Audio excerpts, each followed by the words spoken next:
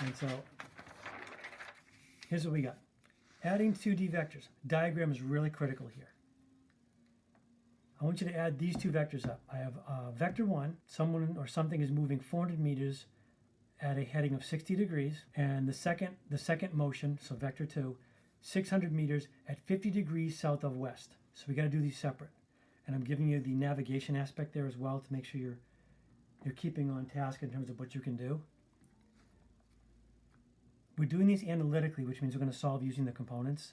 So I'm going to be able to just draw these on the diagram together, and I'm going to draw them from the same starting point. So my V1, I'm going to show over here. Now this is 400 to 60, so I don't have a straight edge with me, so I know 60 is going to be measured up this way, and it's probably going to be closer to that side of the 90 than the 0. So I'm just going to say that's V1. And this is 400. That's my 60-degree angle. Now my second vector is 600 at 50 degrees south of west. So 50 south of west. You got to kind of wrap your heads around this. South and west references quadrant 3, because south is here and west is here. So you're hanging out somewhere over here. You're 50 degrees south of the west line. So the west line is your measurement line. You're 50 from that. So this vector is going to look something like this. And because it's 600, it's a longer vector. So I'm just going to kind of show it this way. So this is going to be 600. And that is 50 degrees right there. So those are my two 2D vectors. You want to get components. You want to figure out the X and Y components of this one and this one, because you can't add 400 to 600. They're not in the same direction. You can't do it. We got to break up. This is breaking down and reassembling. So on the left-hand side here, I know that this 600 meter vector at that angle is actually the sum of an X vector. Let me go really colorful on this.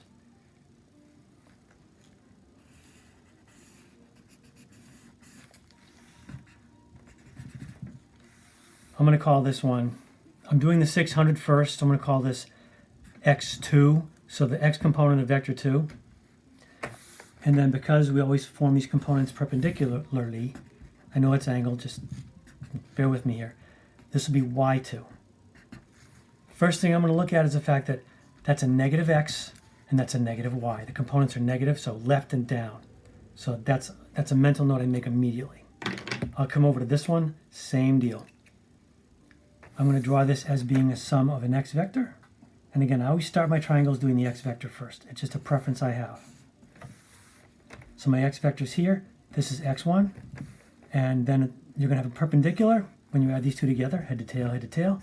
There's your Y1. Positive, positive. My goal at this point is once I see these, I have to use trig and SOHCAHTOA to figure out the components. So let's figure out the component vectors for V2 and then V1. This component is going to be the cosine side because it's adjacent to the 50-degree angle, and the y is going to be the sine of that. So x2, it's a negative vector, it's a left vector, so it's minus. Now it's going to be hypotenuse, 600 meters, times the cosine of 50 degrees. If you knock the math out on that, you can get negative 385.67 meters. If we look at y2, that's also going to be a negative vector due to the way it's oriented. 600 meters. This is going to be times the sine of 50 degrees. And that's going to be negative 459.63 meters. So those are the two components for that vector. If we look at this one now, the 400 meter vector in quadrant 1, x1 is going to be, again, hypotenuse, 400 meters, cosine 60. That's going to be 200 meters. y1, 400 meters times the sine of 60. That's going to give me 346.41 meters. Positive, positive. So no other signs needed there. Now at this point, you've done a majority of the work here. We have to now reassemble the vectors. And the only way we can add two vectors, or any vectors, is if they're in the same direction or along the same axis. So we can't add the 400 to a 600 because they're not in the same line. One's going one way, one's going the other way. But we have an x vector and an x vector, so we can absolutely add those mathematically, and we can add the y vectors. So if we look at these together, I know I'm going to have an x total. This is going to be the sum of x1 plus x2. x1 plus x2. Now x1 is 200 meters. And x2, I always write plus because everything we do as a sum is going to be positive. The vector will carry the minus sign. So negative 385.67.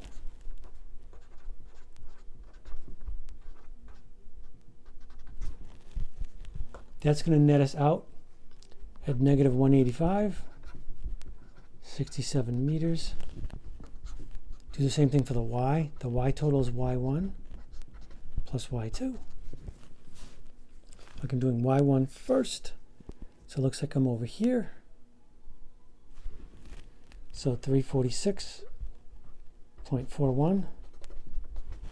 And then y2 is a negative, minus 459.63.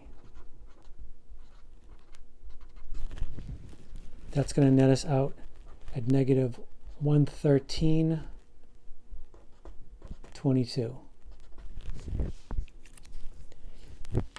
These form your final two new component vectors. After all this stuff has been disassembled and reassembled, this is what you're left with.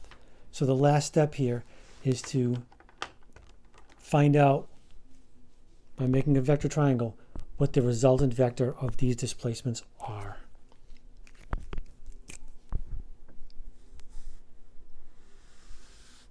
So I know I'm going to be hugging over here in quadrant 3 because of negative, negative. So I'm going to kind of hang over here and say that I'm going to have an x vector of 185.67 in the negative direction. So 185.67. And then I'm going to go down 113.22. So notice, origin, tail, head, because I chose my x vector first. Now, the tail of this second vector goes on the head of the first vector. So this guy's going down this way. Negative 113.22. Now our goal is we're shooting for the resultant vector, which is when you make the final triangle here. This is the resultant or resulting vector when you add these two together that gives us a two-dimensional vector back. So we're going after number one. What is the magnitude of this side and what is the direction of the angle? So the amount of the displacement is going to be done with Pythagorean. So 185.67 squared. There's a negative in there, and then a negative 113.22 squared. That's going to give us an overall displacement of 217.47 meters. The angle, I often choose to use the tangent because it relies on the two legs that I already know here. I do not use the negatives on this. I will note where that angle is, being in quadrant 3, measured from the, quote, the west line. But this is going to be the inverse tan of O over A. So 113, 22, 185, 67. This is going to give us an angle of 31.37 degrees below the 180 line.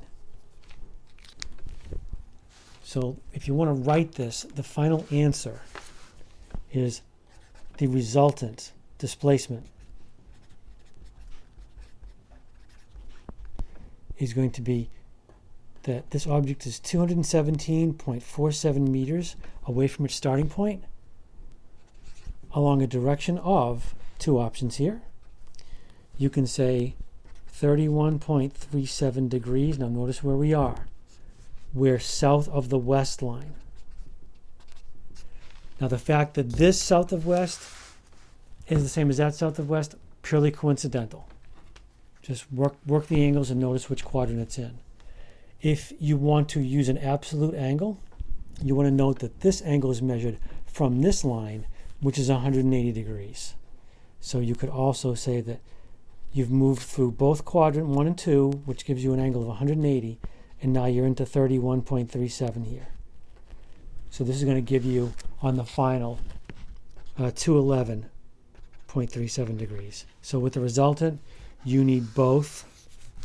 How much and in what direction? Either option is yours. Every single one of these problems is done the same way. Just be mindful of the fact it takes a couple of run-throughs to get this really, really familiar.